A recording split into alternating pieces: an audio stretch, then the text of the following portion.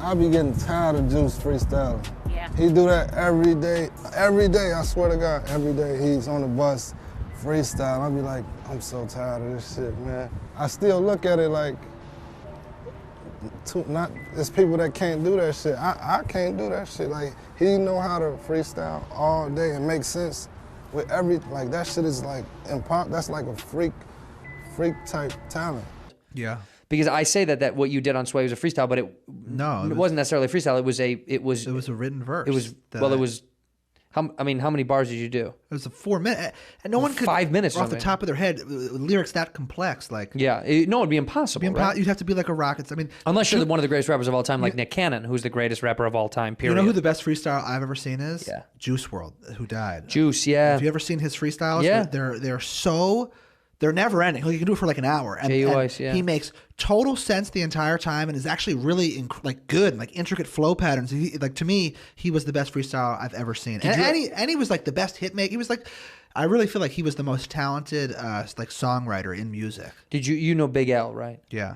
Big L's '98 freestyle. Yeah. Was a freestyle. I'm sure. So that to me was one of the best I've ever heard. Freestyle. Well, Jay's Lil Wayne freestyle. Like I don't. What a luxury it must be to like go. I mean, I can't imagine they're just going in there and like doing one. Juice did that. My friend Benny worked with Juice. Yeah. And would say he would go in the booth, go 3 minutes over the beat, and it'd be a hit. And then he'd say, okay, another one.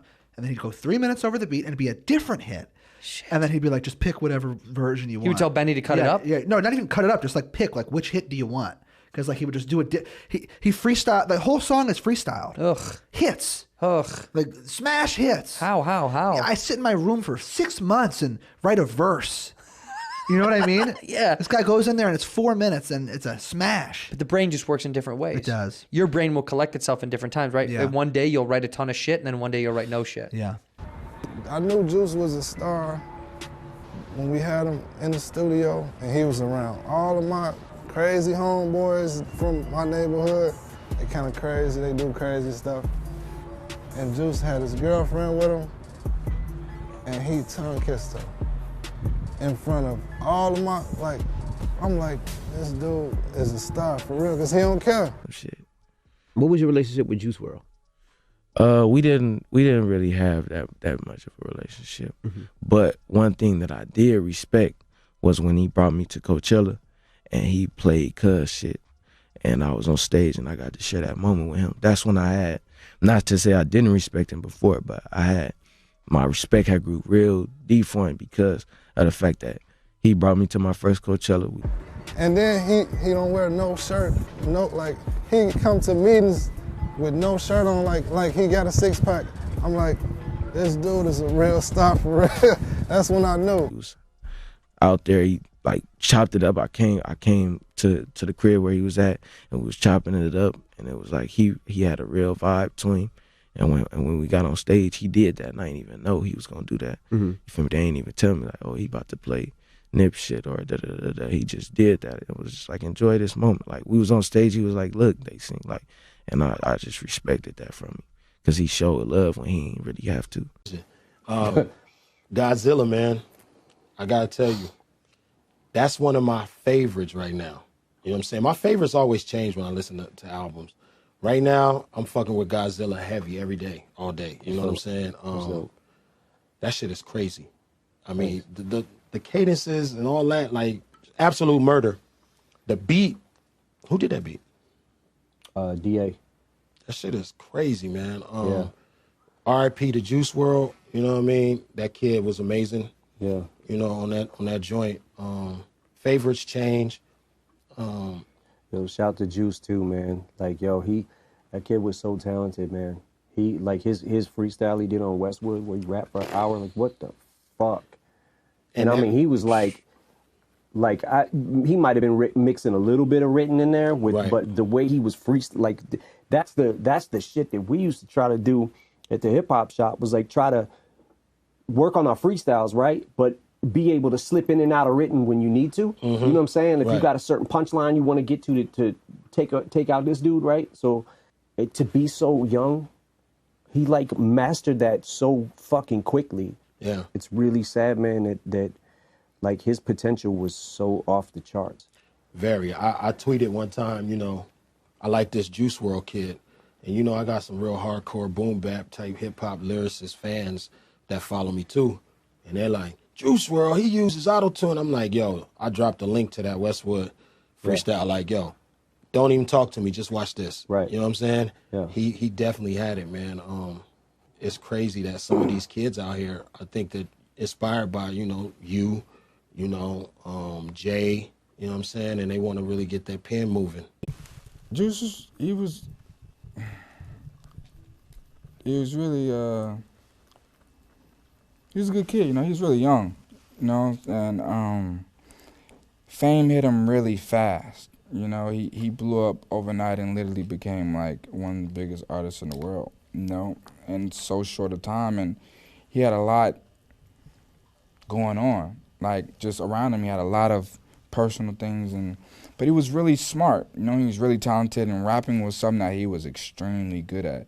He had a nice voice, he could sing, and it didn't take him long. Like, no matter what it was, it just, like it's like he just painted it, you know, like, I had never seen anything like it. Like, he's the first person I ever worked with musically that just literally, he made songs in one take. Like, he didn't stop.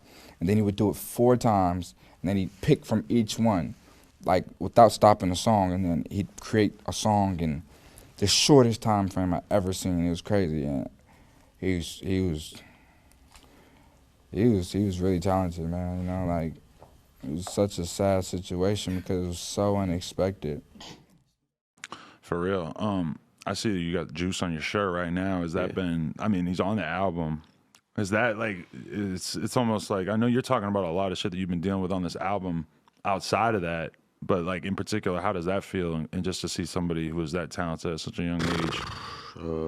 Man, I don't know. We still, you know, we dealing with that shit every day, to be honest, man. It's still like unbelievable, you know. So, man, I don't know. You know, that was my real little brother, bro. So it's like, you feel me? Like, I know Shorty. I knew him. And it's like, I don't know, this shit is real. PTSD is real. Anxiety is real. You know what I'm saying? Addiction is real.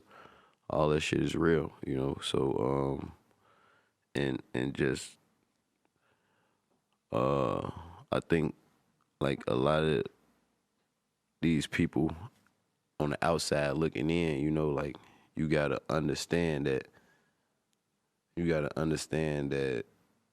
we all human at the end of the day, you know? Like, you'll look at an artist or a kid like Juice WRLD with him being as big as he is and think he's supposed to be perfect. He was 22. He was only 20. You know, so he's 20. What, he just made 21? Just hit 21 when Just he hit passed, 21. yeah. So he was still 20, basically, you know what I'm saying? So it's like he was a kid.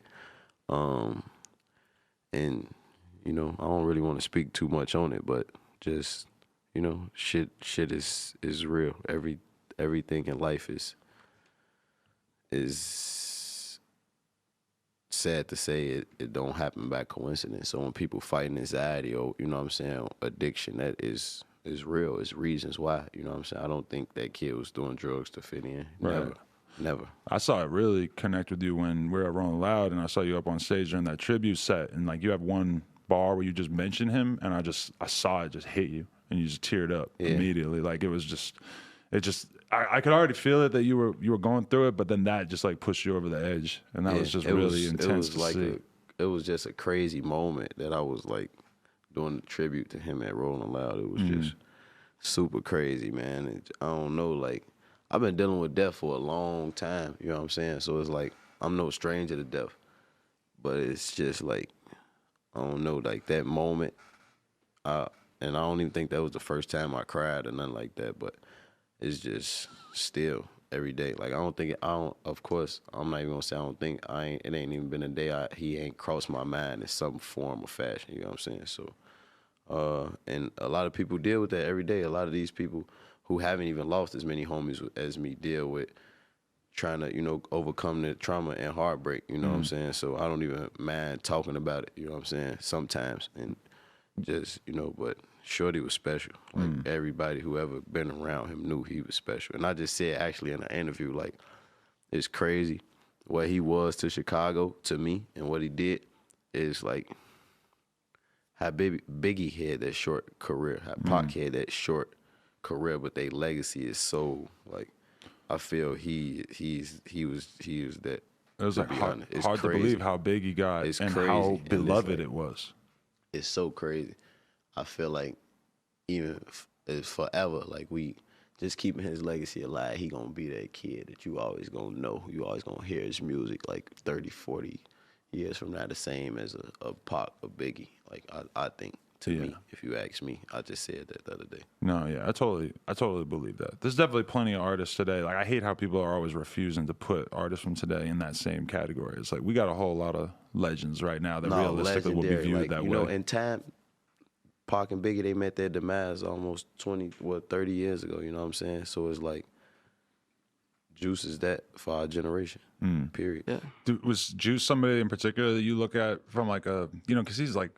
Melody wise, he was like God level rapper, like just unbelievable level of creativity. And I look at like the kind of stuff that you make, and I definitely see similar thing that you definitely were probably a huge fan of his stuff and everything. Is that did you get influenced once you started hanging out around him and shit? I mean, I just liked Juice's music before I even met him. I was a fan, so that was kind of like that was really another reason why I really was fucking with them so hard, because I just loved Juice and what he was doing. So I was like, I wanted to be like that in that position. So, yeah, but I mean, definitely I learned a lot of stuff being around him and his process and how he records and moves and that type of stuff. So yeah, I definitely did learn a lot.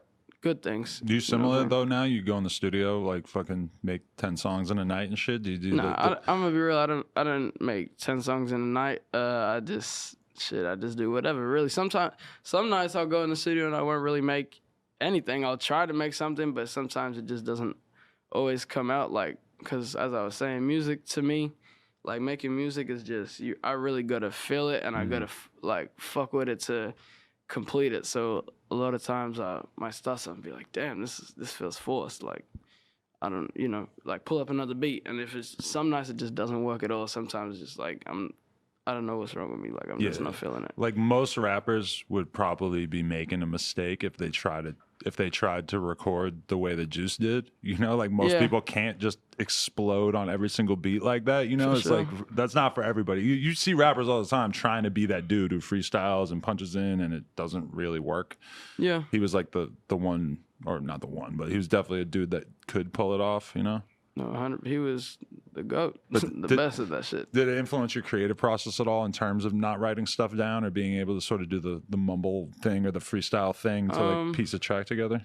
Yeah, I would say once I saw Juice record in Sydney the first time, I would say I definitely went back and was like, okay, I want to try this, and that's how I record now. Really? I don't do it how he does it, but I the way like just off the top and punching in, for sure, that definitely influenced me. And the other thing that I took away was really getting in touch with your emotions when making a song. That's one thing that I feel like he did perfectly, which I definitely took that on board and try and do that with my music now too. I mean, he would just say a lot of like really deeply human shit. Like it just shock you by saying something that was like really personal, really lets you in on how he actually felt about shit. And a lot of rappers, you rarely get that, and with him you would just get it almost like shockingly consistently. No, 100%.